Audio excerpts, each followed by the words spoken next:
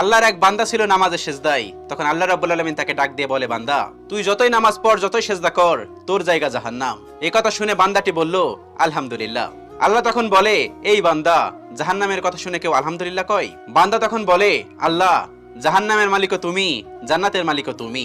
তুমি আল্লাহ খুশি হয়ে যদি আমাকে জাহান্নামও দাও, তাও আমার আপত্তি করার কোনো অধিকার নেই। আল্লাহ তখন বলেন, বান্দা, জাহান্নামে গেলে তুই পুড়ে যাবি, তোর খুব কষ্ট হবে।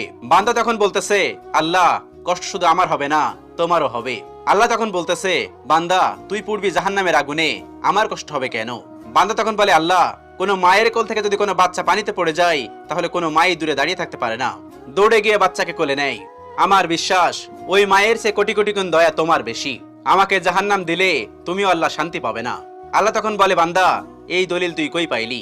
বান্দা তখন বলে, আল্লাহ, আমাদের জাতির পিতা ইব্রাহিম আলাইহিস সালাম তোমার প্রেম মুখে নিয়ে যখন নমরুদের আগুনে পড়ে গেল, তার আগেই তুমি বলে দিলে